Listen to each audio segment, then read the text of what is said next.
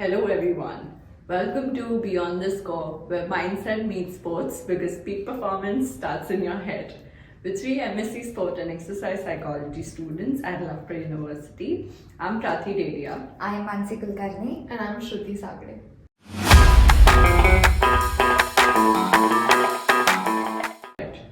Has this ever happened to you that you're watching a big game and there's this one player who's on fire, playing effortlessly, and there's another equally skilled player, but they're slacking off? So, what's happening over there? Okay, so I feel it's not just a talent or training. It's about what's happening to them, how they feel under pressure. It's about the emotions they feel. It's about the way they think. It can really thrive their performance, or it can completely break it. Now, have you noticed when you feel extremely confident, everything just flows, your actions become smooth and your reaction time is quicker. But the second the doubt creeps in, you feel shaky and you feel tense. And that's the mind body connection and action. Awesome. So that is what our episode today is all about. How the brain and the body communicate with each other in high performance situations. Now, why does it so happen that sometimes with some athletes when they are stressed, it brings out the best in them, but sometimes it takes a turn for the worse? Why does that really happen? And it's not just like negative emotions. Sometimes even like excitement really throws me off. And I become overhyped and, overthink my actions, and then it just goes like, But I guess we've all been there, whether it's a competition or whether it's an exam, the pressure we feel and the situation that we are put in. So that's the mindset. It can really break the performance, or you can thrive.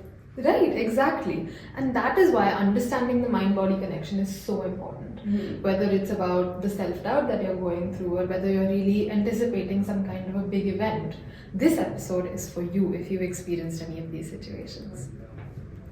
Okay, so let's understand mind-body connection into more detail. Okay, so in high movement situations, your mind and body have to work in perfect sync.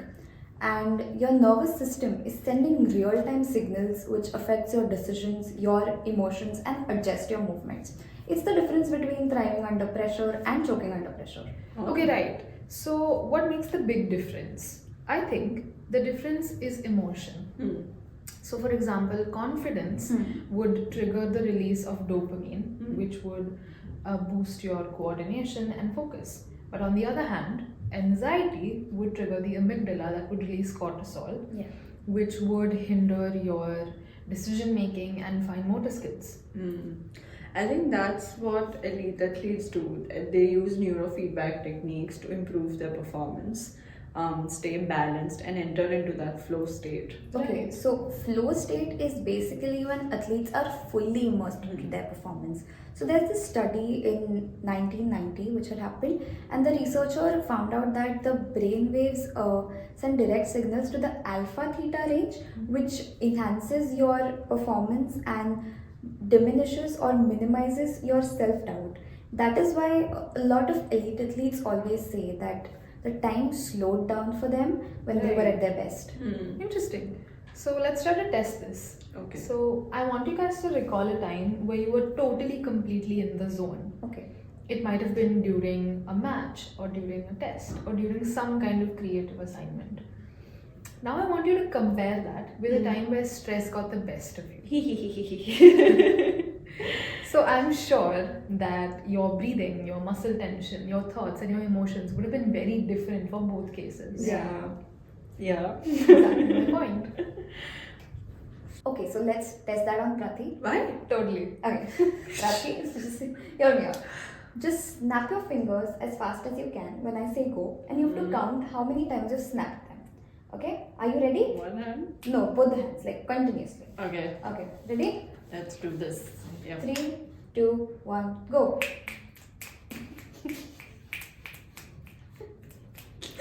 Okay, stop. What was going through your mind? You guys put me on spot. Let's go. Okay, but honestly, I think I was thinking about like I don't want to mess up, and I think I look very ridiculous while doing that. So maybe Just a minute. Yeah. Okay. if I would have thought that, you know, I want to go as fast as I can instead of like, I don't want to mess up, maybe it would have gone to 20 instead of 15. Right. Okay, so that's your body's response to stress. And your cortisol had kicked in, right? Yeah. And because you viewed it as a threat, it worked against you. So a lot of athletes do go through that. And that is why training your mind is as important as training your body. I need to train my mind, guys. Alright, let's break into some important processes, kicking off with reaction time. So, what does reaction time exactly mean? It is the time it takes for us to respond to a stimulus. A stimulus can be any environment or any situation. And especially in sport, it happens in milliseconds. And a lot of people confuse reaction time with reflexes. Yeah, and as you mentioned, reaction time is a process. It starts with perception, how you see, how you feel, moves on to processing, where your brain tries to figure out what you've seen, what you felt, and then in the end, you come up with a response, the actual movement. Right. And since the response is physical and observable, it would be easy to see how people would confuse reaction time with reflexes. Yeah. But fun fact, reflexes are actually involuntary. Like for an example, if you would go to the doctor and he would just tap you on the knee with that little hammer thing, your leg would kick up. That's a reflex. It's not in your control. But reaction time, on the other hand, it's very much in your control. It's a decision that is made before the movement is incorporated. Yeah. So, what affects this reaction time? Let's start by understanding the complexity of the stimulus.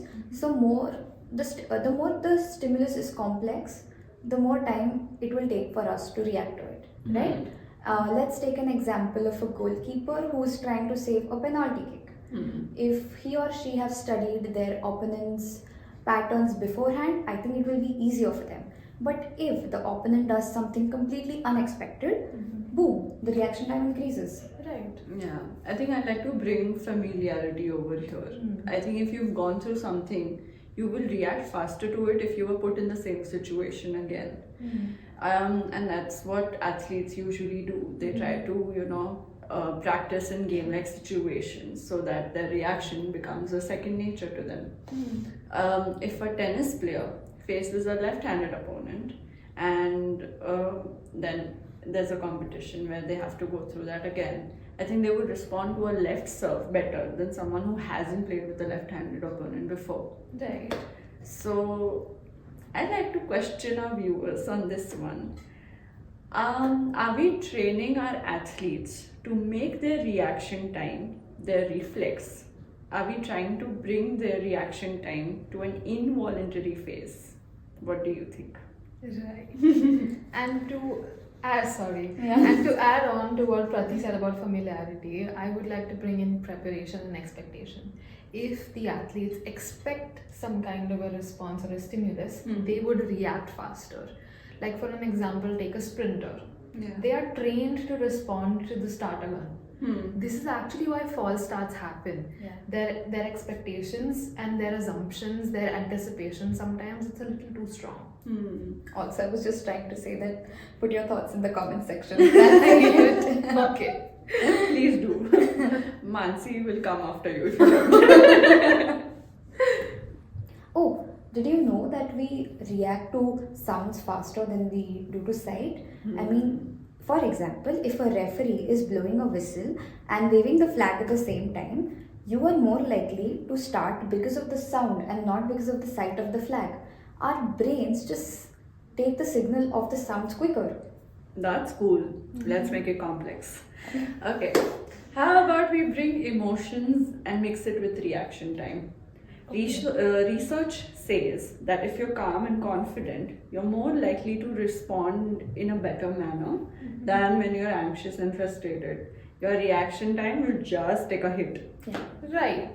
But that's because higher arousal emotions like anger, frustration, anxiety, that makes your brain work overtime. It splits your focus between the match, the game, and your emotions. And that's why top athletes, they train their minds to stay in the zone. Okay, here's something interesting for the viewers. Emotions can be a distraction too. I mean, imagine when you're playing a championship match and you see your family right there behind in the stands cheering you on. It's a heartwarming moment, but guess what? It can be a distraction and can slow down your reaction time. I'm not saying that parents shouldn't come, but just research. So, speaking of emotions, they just don't influence the decision making, but they are a big part of it. I mean, our emotions shape how we process information and also make choices. Have you ever thought like you were very impulsive when you were happy and you were very hesitant on the other hand when you were nervous? Well, that happens in sports too. I think biases also play a huge role. If you were to overestimate your ability and become overconfident, I think you would take unnecessary risks. And if you were too cautious, you might miss out on good opportunities. Fair point. But the good news is that decision making is trainable. Just like reaction time, if you practice it, you can get better at it. Visualization exercises, scenario training, even studying your past games, all of these things can help you and help athletes take better decisions under pressure. Yeah. Alright, so we've covered how thoughts and emotions and the mind body connection informs performance. Yeah. Now comes the big question, what can you do about it? How do elite athletes maintain their cool when the pressure is sky high? Okay, so that's when self regulation comes in. You can train your brain to stay focused, manage your emotions, control stress when it matters the most. Just like you're training your muscles, you can train your mind too to become mentally tough. Right, and if that sounds like something you want to master, please subscribe to our channel so that you don't miss any of our videos. And we would love to hear from you. So if you can drop us a review in the comment section or reach out to us through Instagram DMs, we would really appreciate that. Please share this video with your teammates or anyone you think would find this content relatable or enjoyable. Parents, teammates, coaches, athletes, this one's for you. Follow us on Beyond the Score for more such sports psychology insights. See you next time, same hosts. Bye bye.